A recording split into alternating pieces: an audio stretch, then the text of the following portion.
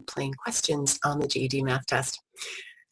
As always, GED Live is brought to you by the GED Testing Service and Kaplan Test Prep. And I'm Kaplan teacher Rachel, and I'm looking forward to working through these topics with you today. So what we're going to be focusing on is essentially two things. Two things. We're going to be looking at how to graph inequalities and equations and how we can interpret the graphs and the equations and understand how they're related to one another.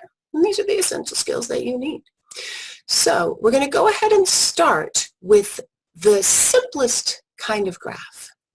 Simplest kind of graph, right? And that's making the correct choice. Okay, one last question. Interpret the graphs and the equations and understand how they're related to one another. And these are the essential skills that you need.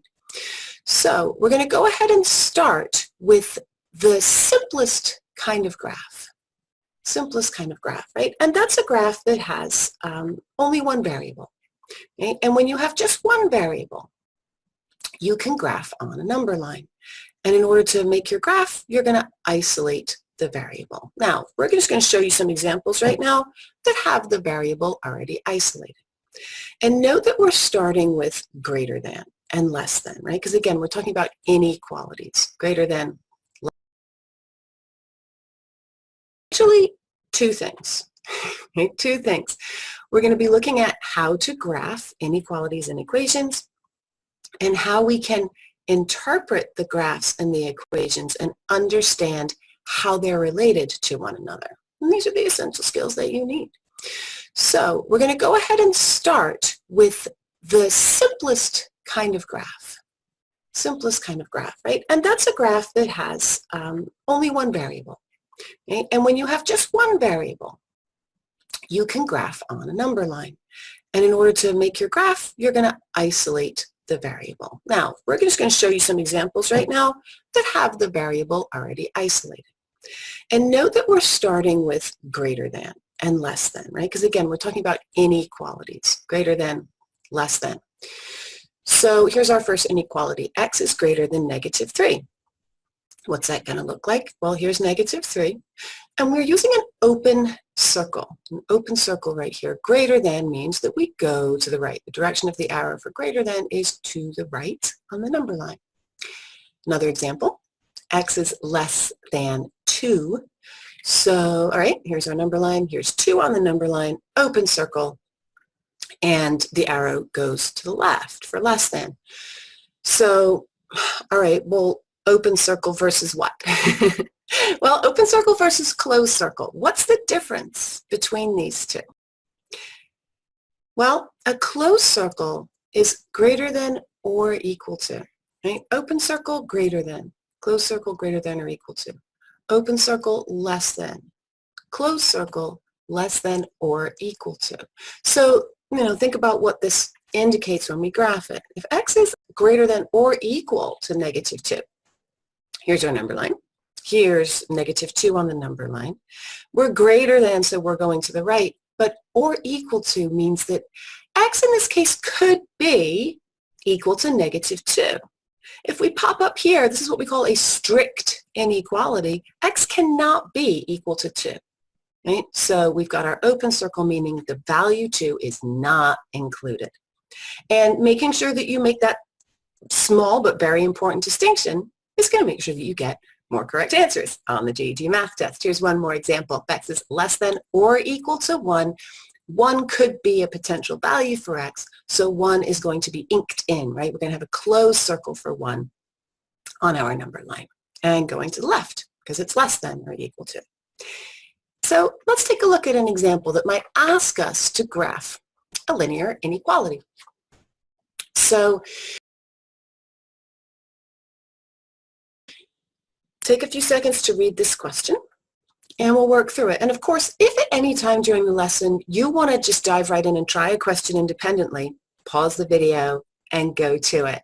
We'll always work through it together, but you can pause at the beginning, give yourself a chance to figure it out if you so desire. So you're welcome to do that now.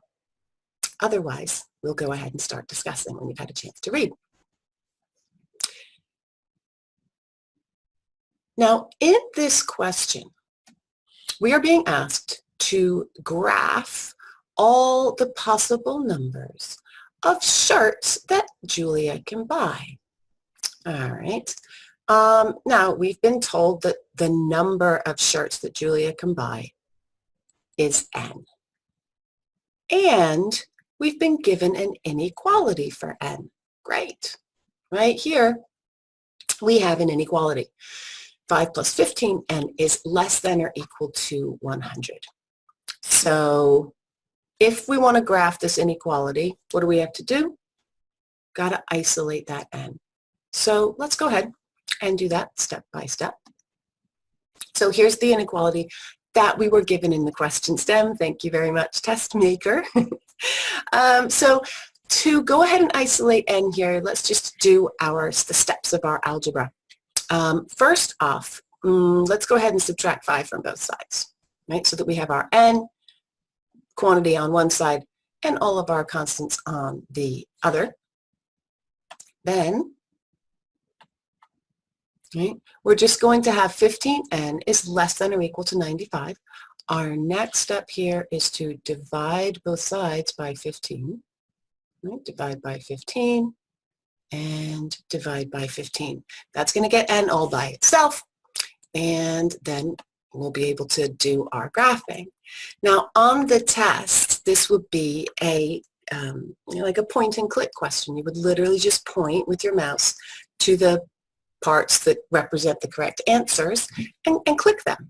Right? Now, what we determine when we solve this inequality is that n is less than or equal to 6.33. Well, we're talking about t-shirts, so we have to have a whole number of t-shirts. So if n is less than or equal to 6.33, that means that, well, n could be equal to 6 or 5 or 4 or 3 or 2 or 1, any value less than 7. Julia can't afford to get 7 shirts and stay within her budget, but she can get 6 or any number less than that.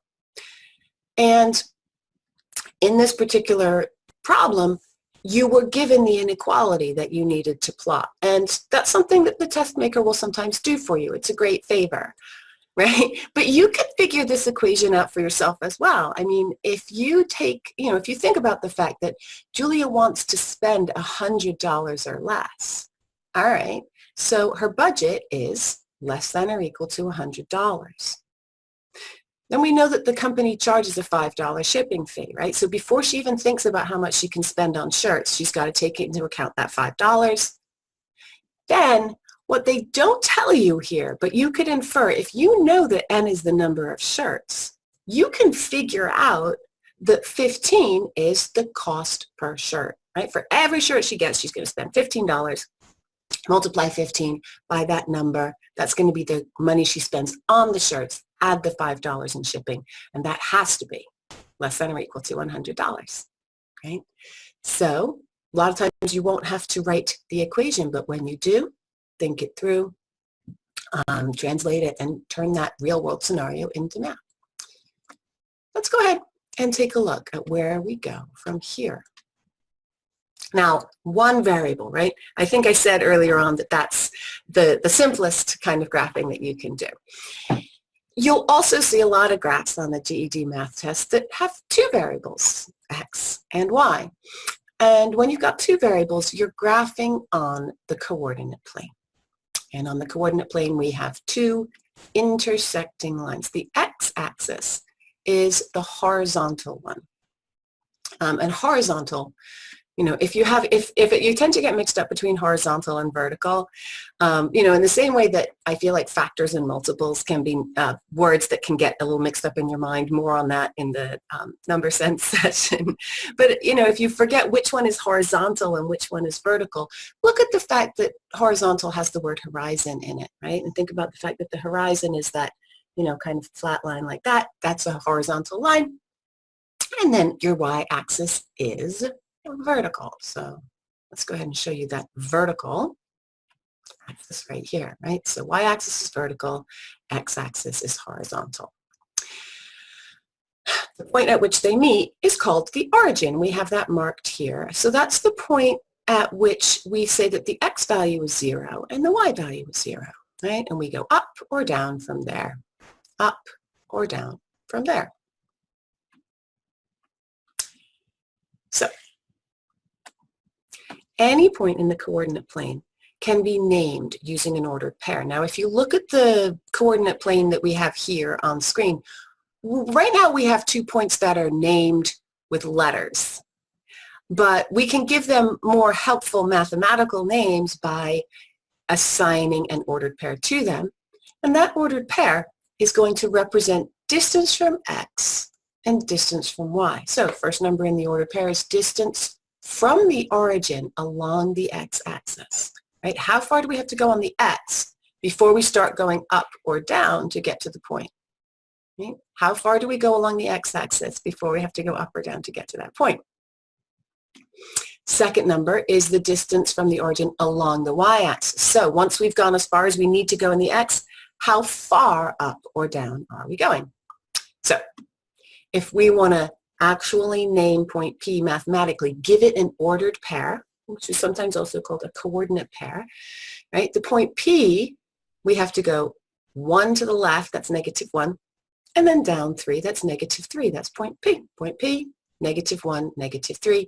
Point M, we have to go 2 to the right, and up 3, that's 2, 3, right? And understanding and interpreting coordinate pairs, very useful skill. You're going to use it, no question. And so here, we'd just like you to identify the ordered pair for point H. So go ahead and find point H, figure out what that ordered pair is, and find the match for that among these choices here.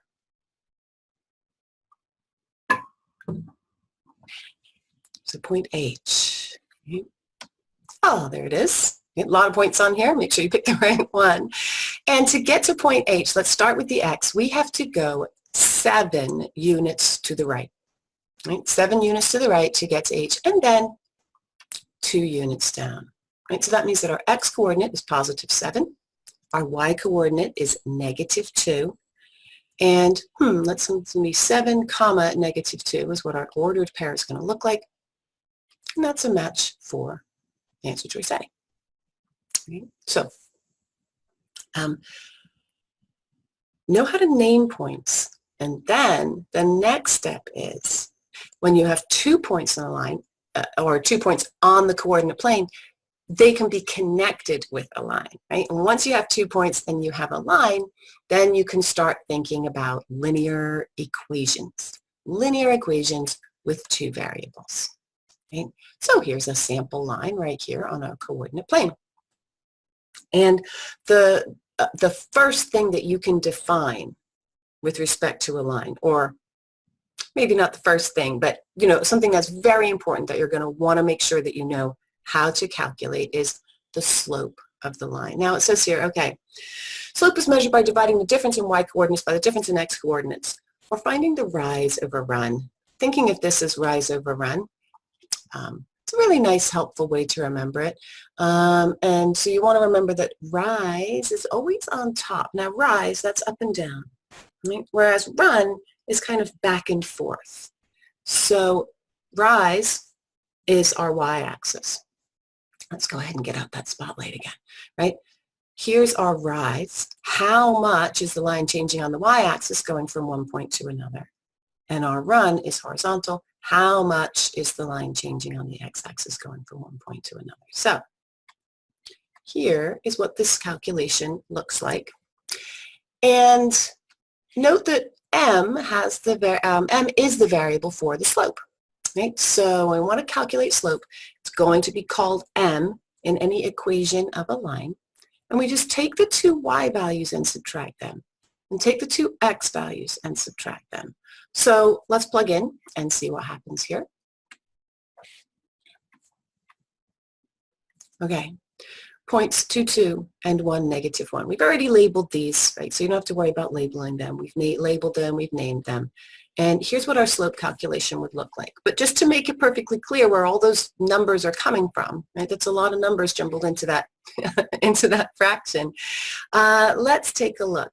-1 minus 2, y values. So we're doing y2 minus y1. So this point here is going to be our x2, x1. And this point up here is going, I always do that. My apologies, let me fix that. You know that a coordinate pair does not have two x's in it. This is x2, y2. Right? So basically we have point number 2 and point number 1, right? x2, y2, and x1, y1.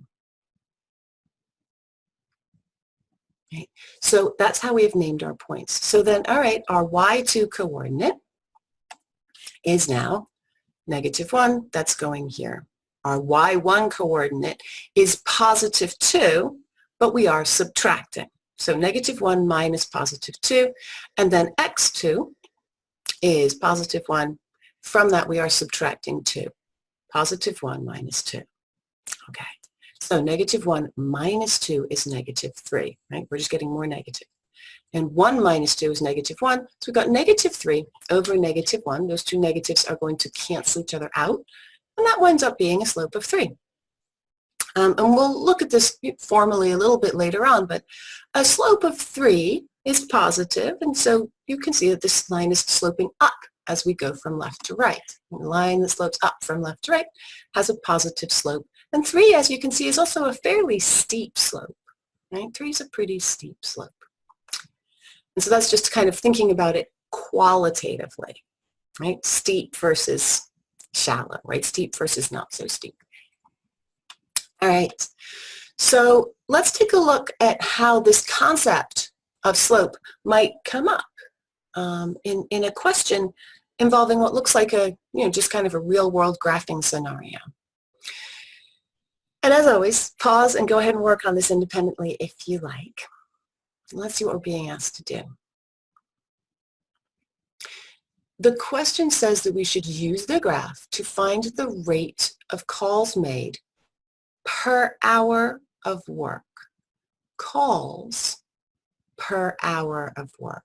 Okay, well, calls here is our y variable, right? It's on the y-axis, and we'll go ahead and label that just to make sure, right? Always remember that when you have any kind of graph, vertical axis is always y, horizontal axis is always x. So if we want the rate of calls per hour, that means we're looking at the difference in the number of calls. That's going to be y2 minus y1. Let me get my spotlight out so that it's easier to see what I'm highlighting here. Okay. We're looking for the difference in the number of calls made as time passes, right? So what's the difference in the number of calls between here and here, and how does that relate to the passing of time going from here to here? That is the rate of calls per hour. So that means that we're calculating the slope of this line, right? We're calculating the slope of that line. 0.100, that's nice and simple, right? We are going through the origin on this graph. And then, okay, 0.2, our x value is 4, our y value is 73. So in 4 hours, 73 calls were made, right? So, all right, and if we plug in to our slope formula, y2 minus y1 over x2 minus x1, 73 minus 0 over 4 minus 0 is going to simplify to 73 over 4. 73 over 4. We can do the division. It's going to give us 18.25, and that's our correct answer. Answer choice C.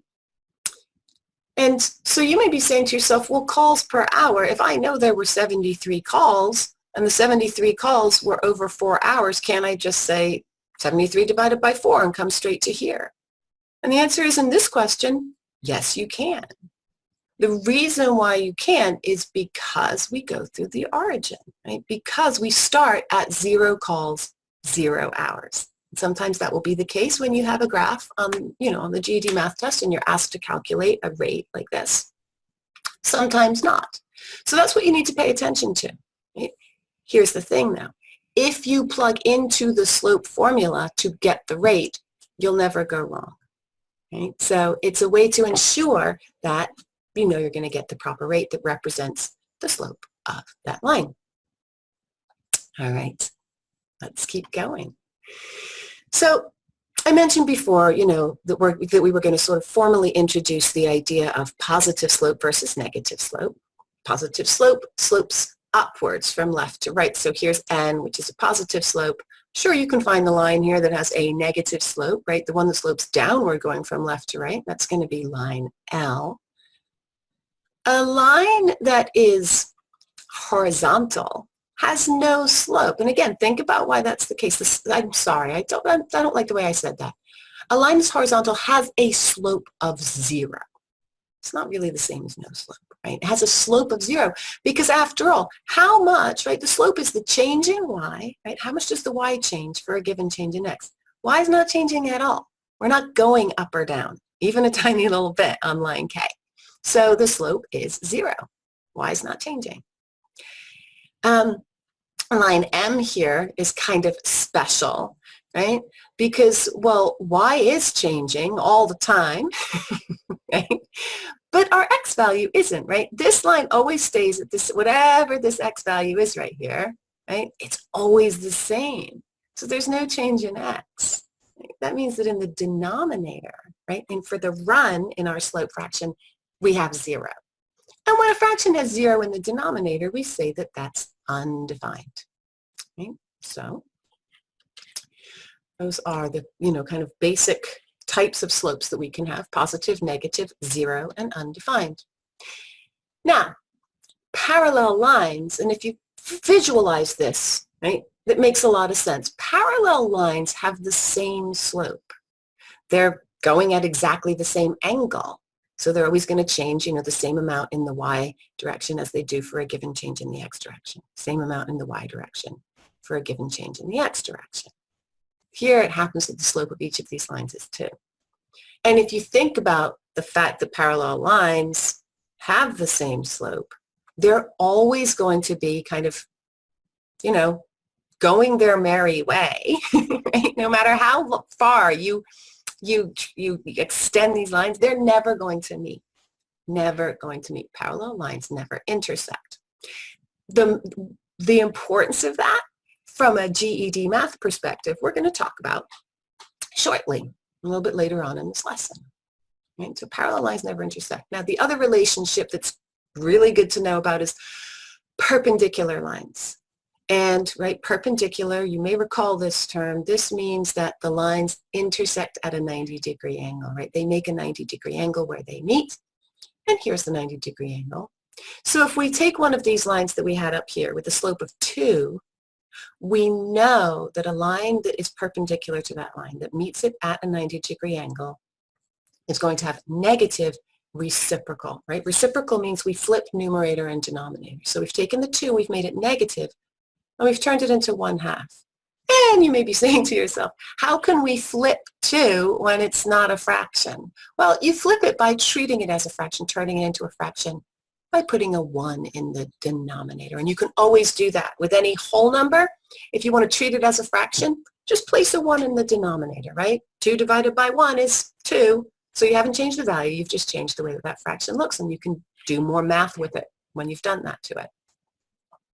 So, all right, parallel, perpendicular. Now, there are ways in which, slopes of lines come up in word problems. We just saw the example with the, calls per hour in the call center. Let's take a look at some other possible examples. Balance in your checking account. So, balance in a checking account is something that absolutely changes over time, right? Unless you don't make any money and don't spend any money, but that's not true of most of us, right? And if your checking account is anything like mine, right, what will happen is as the days go by, right, here's our balance, here's the money in the account, here, let's say this is days of the month, right? We start with 0 and we go to, let's say it's just a month, it's 30 days, right? Well, you're going to get paid at some point and that goes up, right? And then you're going to have to spend money on different things, and it's going to go down and down and down and down and down. And then maybe middle of the month you get paid again, and it goes back up. yay, and then it goes down and down and down and down, right? One thing that we hope it doesn't do is dip down below zero here for the amount of money, because then the bank gets on your case and charges you fees, and it's really annoying and frustrating, right? But we could definitely represent this as a slope. The slope of this line is going to be changing a lot, as different things happen. Here's another example. Weekly income per hours worked. Now, I'm going to go ahead and erase that. Oops, goodbye to that example. And think about weekly income per hours worked. Now, that's a slope that's going to presumably be a lot more consistent, right? I mean, all right, money again on the y-axis, and time on the x-axis, which is quite often the case. When you think about real-world examples that you graph, often time is on the x-axis. Here's money, here's time. This time, this is hours, not days, right? Now, let's put 40 here. You get paid a certain amount per hour, right? And if you work 0 hours, let's say that you get paid $0, which I think that's the case for most of us, right? We work 0 hours, we get paid $0. And then you get paid a certain amount per hour, and that hourly rate, right, is going to be the slope of this line, right? So if you make $20 an hour, the slope of this line is literally going to be 20. Change in y over change in x is going to be 20. Let's say when you work overtime, you get time and a half, right? So instead of getting just $20 an hour, you get another half of that again, so you're making $30 an hour. What's going to change the slope of your graph, right, of your income graph? So now, instead of that slope of 20, we're going to have a slope that is steeper, maybe $30 an hour, like that, right? So these are some examples. And again, anytime something is changing with time, that's a situation in which you can put something on a graph and kind of analyze it and find slope. Miles covered by a hiker, maybe by the hour or by the day or by the month. If you're crazy like my little brother and you want to go hike the Appalachian Trail, right? How many miles I walked this month. Amount of paint used in a project. So miles covered by a hiker, that's probably another one that's going to be a little variable, right? If you're more tired, you might walk fewer miles one day. If you're feeling really good or you want to get to a certain point, you might walk more miles. Paint used in a project, well, that's probably going to depend on the area of the wall that you have to cover with your paint, right? So it's probably going to be pretty consistent. So again, lots of ways in which slope can come up in word problems. Here's another example. So as always, go ahead and pause if you'd like to work on this independently. And go ahead and pause and give yourself a chance to read this question either way so that you understand the lay of the land. Come back when you're ready and we'll discuss.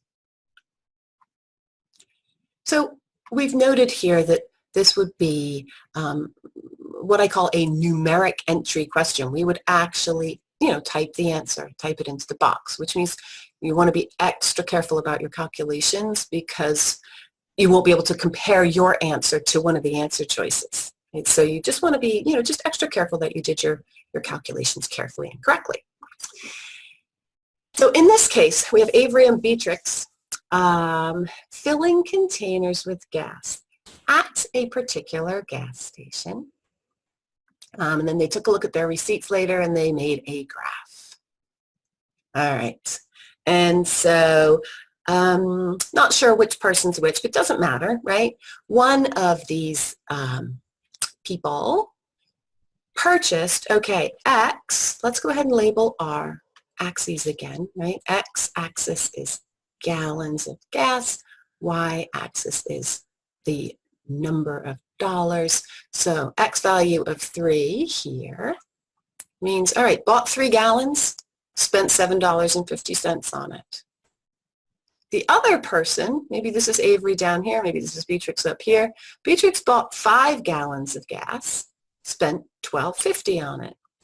And so the cost per gallon of gas, right? It says, what is the cost of 1 gallon of gas? Cost per gallon. It's a fraction. It's a rate. we can use the slope formula to calculate it. So we're going to do something really similar to what we did with the telemarketing question. Except that here we have these 2 points on the line, and we can use them to calculate the slope, right? So let's see what that looks like. If we call 3, 7.5.1 and 5, 12.5.2, this is going to make a lot of sense, because then when we plug into our formula, y2 minus y1 over x2 minus x1, we're going to have positive values, right? We've made point 2 the one with larger x and y coordinates, so that then when we subtract these guys, we will stay positive. It's a good thing, right? Stay positive while you're preparing for the GED math test. So plug in, and what do we get? 12.5 minus 7.5 is 5. 5 minus 3 is 2. 5 over 2 is 2.5. And that is the cost per gallon, right? Change in Y over change in X, $2.50. And again, you may be saying to yourself, well, couldn't I just have taken Avery's numbers? If I spend $7.50 on 3 gallons of gas, $7.50 divided by 3, that's $2.50 per gallon. Yes, absolutely. You could do the same thing for Beatrix up here, 12.5 divided by 5, but that arithmetic's a little harder, so why not stick with this one? But again, the reason why that works here is because if you don't buy any gas, you're not spending any money. Right? When you go through the origin, yeah, you can just pick one point and divide the y value by the x value. And you can probably see here how what you're seeing on the graph correlates directly to something that you could, the calculation that you might just go do out in the real world. You know, the price of gas is of concern to most of us. So, nice real-world scenario here. So, let's take this a step further. So far, we've been looking at slope and considering how slope can represent a rate. Okay? Now, we can also take slope and a point on the line and find the equation of the line. Right? You can actually find the equation of the line. And the 2 forms that you will see on the GED math test are the slope-intercept form and the point-slope form. And we'll look at each of these a little bit more closely and do practice with them. Now, this blue math speak here, the y-intercept, b, can be written as a solution in the form 0, comma b. The x-intercept can be written as a solution in the form x, comma 0. Okay. Well, what this means, and by the way, before we go any further, let's just acknowledge, right, that each of these we can recognize m as the slope, right? There it is again, our friend m. We know all about that, right? We get m by dividing change in y by change in x. Now, we're told that this y-intercept b, right, something new got introduced in this, right, in this equation here. Here's b. What's this all about? Because x and y, you know what x and y are. They're, you know, coordinates of points on the line. But this b has just been introduced. So in the slope-intercept form, b says can be written as a solution in the form 0, comma b. Well, what that means is it is the y value when x is equal to 0. Right? It is whatever the y value is. Right? When x is equal to 0. In other words, it's where the line crosses the y-axis, which is why it's called the y-intercept. Right? It's where the line intercepts the y-axis. On the y-axis, right, x is 0. X is 0 on the y-axis. Okay, 0, comma y, that's our y-intercept. Now, you can also consider an x-intercept. You can see that's been defined here. Well, the x-intercept is where the line crosses the x-axis, and where you cross the x-axis, y is equal to 0. So whatever the whatever the x coordinate is, right, whatever the x value is, where we cross the x-axis, right, where y is equal to 0, where we cross the x-axis, x-intercept, right, that would look like this. But it's tested much less frequently because it doesn't show up in any equation in the same way that the y-intercept does. All right? So slope-intercept form, point-slope form. Right? Point-slope form looks a little different. It doesn't have the y-intercept in it.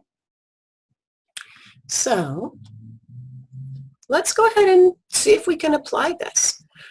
We're asked here, which of the following is an equation for the line that passes through these 2 points? Now, you can see when you look at the answer choices, right, and looking at how the information is presented to you in the question stem, right? This is what we call the question stem up here. How that information is presented and what these answer choices look like is going to help you to figure out how you want to approach the problem. Now, here, right away, what we know is if we have 2 points, we can find the slope. So let's go ahead and label our points as usual. We are going to, we're going to define our x1, y1, and our x2, y2. Right? And so here, the way that we're labeling our points is, here's our y2, here's our x2. Here's our x1, y1. And again, I like to always label these points so that you can see where the numbers in the fraction, in our slope fraction, are coming from. And we can, we could call either point 0.1 or 0.2, as long as you make sure that you stay consistent, right? They're always using the right x2 and y2 values when we plug in. All right, so what's going to happen when we plug in these numbers? We're going to find that our slope is, let's see, -3 minus 0 is -3 in the numerator here. 2 minus -1 is the same as 2 plus 1, and that's going to be equal to +3 in the denominator. -3 over +3 is going to be -1. Okay? So now we know that our slope is -1. And the answers are in slope-intercept form. So in order to take this slope that we've just calculated and figure out exactly what the slope-intercept form of the line would look like, right? What would this equation actually look like? We're going to plug in a point. When you look at the slope-intercept form of the line, you know that B now is the y-intercept. You know that M is the slope. Well, y and x are just the coordinates of any point on that line. Any point on the line. So we can pick either of these 2 points. Right? Pick this one, I'm going to plug in 0 for y and -1 for x. If I pick this one, I'm going to plug in -3 for y and 2 for x. And when we plug that in, there's only going to be one thing left that we don't know. Right? So we are using, let's go ahead and highlight this here. We're using point number 1, and our y value is 0 right here, and our x value is -1. Our slope here is also -1. That's slope right here. The only thing that we don't know is b, so we can now solve for b. It's pretty cool. -1 times -1 is +1, and if 0 is equal to 1 plus b, we isolate b by subtracting 1 from both sides of our equation, and b is equal to -1. And then we just go ahead and see, plug those numbers, our b value and our m value, into our y equals mx plus b form of the equation and find the match. Okay? Find the match. So y equals mx plus b. Now we leave our y and x alone. We don't plug in numbers for them. We plug in numbers only for m and b. Again, slope is -1. Here it is, slope -1. Right? That's our m value. And our y-intercept happens to also be -1. Right? So here's -1 for our b value. -1 is b, and there's -1 for our b value. All right, so y equals -1x plus -1. When we simplify that and get rid of the, kind of extraneous coefficients and plus minus symbols, we are going to get answer choice C, right? Y is equal to -x minus 1. Now, whenever we have a variable that doesn't have a numerical coefficient in front of it, we know that that number is 1, right? So we have -1x minus 1. Now, you may be saying to yourself, well, we figured out that the slope was -1. And if these lines are all in slope-intercept form, which they are, y equals something times x, even if that something is 1. In fact, even if that something is 0, we're not looking at that right now. Okay? But y equals something times x plus some number, then it's slope-intercept form. That means that whatever is in front of x is the slope. And in this case, there is only one answer that has a slope of -1. So a savvy test taker might say, I can stop here because this is the only answer choice that has that slope of -1. But of course, in this session, we want to make sure that you understand every step that you would need to take to actually come up with this equation. Maybe if all the answer choices had a slope of -1, you'd need to take this all the way to the end, which is what we did right here. All right. So let's go ahead and clear that and take a look at some more important knowledge that you're going to need, skills that you're going to need to work with slope equations. So here's our slope-intercept form again. Y equals mx plus b. Now we've discussed m is equal to the slope, b is equal to the y-intercept, x is the x-coordinate of a solution, y is the y-coordinate of a solution. And again, when we say solution, I probably shouldn't say again because I don't know that I've mentioned this yet, but a solution, when you're talking about the equation of a line, is literally just a point on the line. A point on the line. That's all a solution is. Okay? So, point slope form, right? We've worked with slope intercept form a little bit already. Point slope form, again, has our m, which is equal to the slope, right? And then we have our y1 and x1 in this equation. So x1 is the x-coordinate of one specific point, y1 is the y-coordinate of one specific point, and we just leave it like that. In point slope form, we don't have to calculate what the y-intercept is. Right? And you just leave this y the way it is, you leave this x the way it is, the same way that you do when you write a line in this, you write the equation of a line in the slope-intercept form. Right? So these guys turn into numbers when you actually write this equation out, as does our m, but the y and the x just stay as y and x. So again, information in the question stem and what the answer choices look like, it's going to help you to figure out how to go about solving the problem. Let's get that out of there. So here, we're asked to find the equation of the line that passes through this point and has this particular slope. All right, well, if we're given the point, a point, and the slope, we can plug that into point slope form of the equation, right? I mean, it kind of looks like it's just telling us that's what we should do. Here's point slope form. Y minus y1 equals m times x minus x1. Let's, make sure that it's familiar to you so you can figure out how this works. All right, so y again stays the same. We're subtracting y1. So, okay, that's the y coordinate for the point that we have. That's -2. And then equals m. Our slope is -4. They gave that to us in the question stem, so that goes to -4 right in here. And then x, right, just leave that as x, minus x1. Okay, our x1 value is 1, so x minus +1. And then we go ahead and simplify. Y minus -2 is the same as y plus 2. -4, let's just go ahead and show the distribution here, right? -4 times x is going to be -4x. And just be careful, right? Always, always, always distribute very carefully across parentheses when you're multiplying by a negative number, which we are here. -4 times -1 is equal to +4. So y plus 2 is equal to -4x plus 4. As it happens here, the answer choices are in slope-intercept form. So we used point slope form because that was the information that we were given, right? But the answer choices are slope-intercept, so all we need to do then is just get y by itself because that's how slope-intercept form appears, right? Y is always on the left, all by itself. That means we have to subtract 2 from both sides here. So subtract 2 from both sides, and we're going to have -4x plus 2, right? Subtract 2 from our 4 here, and we have plus 2.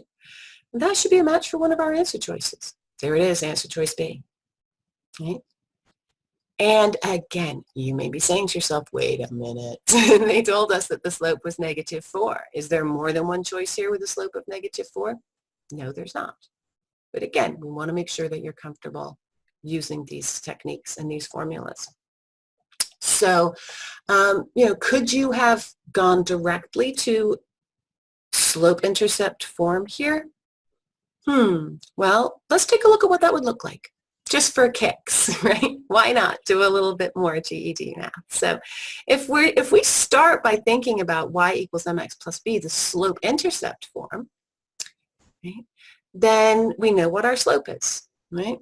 We can plug in -4 for our slope. Y equals -4 times x plus b. Then the only thing that we don't know is the y-intercept. So let's go ahead and take this point and plug it in. Here's our x value of 1. Plug that in here. And our y value of -2. So -2 is equal to -4 times 1 plus b. That means, right, -2 is equal to -4 plus b. I haven't really simplified much, have I? Now we're going to add 4 to both sides. Add 4 to both sides. And that means that our b value is going to be equal to 2. So if we know that our m is -4 and our b is 2, then we can go ahead and write slope-intercept form. Right? Our slope is -4. Our b value is +2. So the more comfortable you are with both forms of the equation and thinking about how the information that you're given fits into that equation so that you can just do a little bit of algebra, solve it out, the happier you're going to be on test day. And keep going.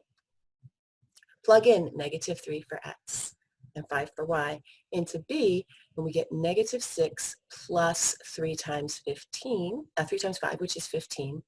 And -6 plus 15 is going to be equal to 9. Well, that's what the equation is set equal to in answer choice B. So B is our correct answer. And of course, we don't have to go any further. There's only one right answer. We have found it. And we get to move on. Okay. So good. Remember, when you're given a point on a line, that point is a solution. The x and y values have to satisfy the equation, have to make the equation true.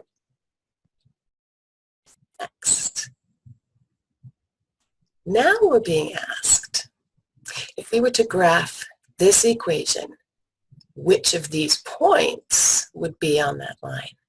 So, all right, let's see how we can go ahead and graph an equation. Well, again, it's in slope-intercept form. So we know what our y-intercept is. Our y-intercept is -3. Right? Y-intercept is -3. So we can go ahead and put that point on the graph. And it is right here. Right? Here's our 0, -3 y-intercept, where the line crosses the y-axis. And then let's go ahead and take a look at the slope. Right? Here's the other information that we have. Notice that the equation says y equals -x. So the coefficient, right, the number in front of x is actually -1. Right? -1 is our slope. So to see what a line looks like with a slope of -1, let's apply that rise over run concept. Right? The rise, if the slope is -1, that means that we go down 1 every time we go to the right 1. Right? Down 1 and to the right 1. And there's our line. Goes through point C, which is answer choice C, and that means that we have found our answer. There it is. All right, a couple more questions here just to really, really cement this knowledge. Excellent work so far. All right, kind of similar, kind of different. A line drawn through the points A and B. All right, so now we know what the line is going to look like. It's going to look just like that. And we're being asked what the slope would be. Now again, you've got a slope formula, y2 minus y1 over x2 minus x1. So we can go ahead and actually fill in the points. The graph shows us exactly where our points are. So point A, let's see, 3, negative 2. 1, 2, 3, and then down 2. 3, negative 2 is the coordinate pair for point A. And point B, 1, 2, 3, 4, 5, and up 4. 1, 2, 3, 4. That is 0.54. Plug in to our slope formula. Oh, 4 minus negative 2 is going to be 6 in the numerator. 5 minus 3 is going to be 2 in our denominator. So that's giving us a slope of 3. And that, of course, is a match for answer choice D. But you may be thinking to yourself, did I have to do all that work?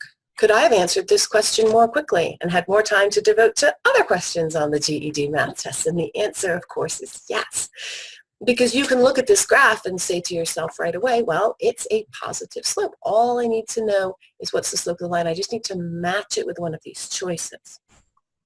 And if the slope is positive, then A and B are out right away. And then we can think about that idea of a steep slope versus a not so steep slope. Okay? Keeping in mind, I'm going to go ahead and mark up our graph here a little bit. Keeping in mind that this line has a slope of 1. Right? Now, I've drawn this line going through the origin. Right? We're going through the origin here at 0, 0. But of course, any line with a slope of 1 would look like this, and we could just shift it one way or another. But here's the thing. This is what a slope of 1 looks like. So a line that is not as steep as this one, right? So let's use a different color, right? A line that is less steep than this one has a slope that's less than 1. And a line that is more steep than this one, such as the one that we're being asked about, has a slope that is greater than 1. And so sometimes just understanding those fundamental concepts of lines and slopes is enough to answer a question. So don't do more work than you have to. All right, let's take a look at our penultimate question, our second to last question, number 18. Here we're back to graphing inequalities. And what's happening in this question that makes this not as straightforward as it might be is that if we're looking to graph the solution of this inequality, we need to isolate the variable. And x here is certainly not isolated, right? Not only is it in these parentheses with 6 subtracted from it, but then that whole thing is multiplied by negative 2. So it's time to do a little bit of algebra. So we're going to go ahead and distribute that negative 2 over the parentheses. Negative 2 times x, and negative 2 times negative 6. Right? And that whole thing is greater than 8. So what happens? Negative 2x plus 12 is greater than 8. And then to isolate our x, since now our x, what do I want to say? Our x value, if you will, has this 12 added to it. Let's go ahead and subtract 12. If we subtract 12 from both sides here, okay, minus 12, minus 12. 8 minus 12 is going to be negative 4. So we're going to have negative 2x is greater than negative 4. And our final step is to divide both sides by negative 2. And here's where there are a couple of things we just need to be really, really careful about. Number 1, since we're dividing by a negative, right, the cardinal rule of inequalities is if when you are solving an inequality you have to multiply or divide by a negative number, that's going to flip the direction of the inequality. Okay? So when we divide by negative 2, rather than being greater than, our inequality is going to flip to less than. And the other thing to be really careful about is, of course, you are dividing negative 4 by negative 2. The negatives are going to cancel out. So our final answer is x is less than 2. That is a match for answer choice B, right, with an open circle on 2 and the arrow going to the left. So there's answer choice B. Now in this, when we introduced the graphing an inequality earlier on, we made that important distinction between a closed circle, which allows the value, in this case, let's say 2, to be included.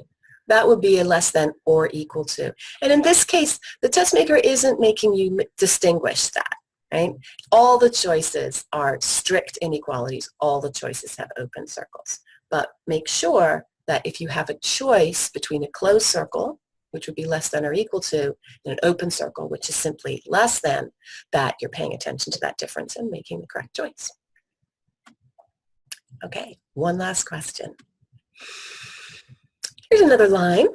Let's see, we have a line passing through points A and B, and we're asked which of these ordered pairs also lies on the line. Well, this is another question in which I think it makes a lot of sense to plug in the answer choices, right? Just take a look at the points that were given and see whether they're on that line. So if we start with answer choice A, right? A is 1, 0. X coordinate is 1, move to the right 1. Y coordinate is 0, so we're not moving at all in the Y. That certainly isn't on our line, so let's get rid of choice A. Then we go to 1, negative 1. All right, well, that's just going to take us down 1 to here, not on the line. Let's get rid of it. 0, negative 1. That means we're moving 0. We're not moving at all on the x-axis, but we are moving down 1 on the y, not on the line. So at this point, you could, if you've carefully checked those other 3 choices, you could just say, it's got to be D. Literally just mark it and move on. But of course, we're going to just take a look at it together since we're here to master these concepts, not to try to work through them super quickly. And negative 1, 0. Oh, there it is, right? It's right there. And so there's answer choice D. You got it. And now you've got a really great foundation in coordinate geometry topics for GED math.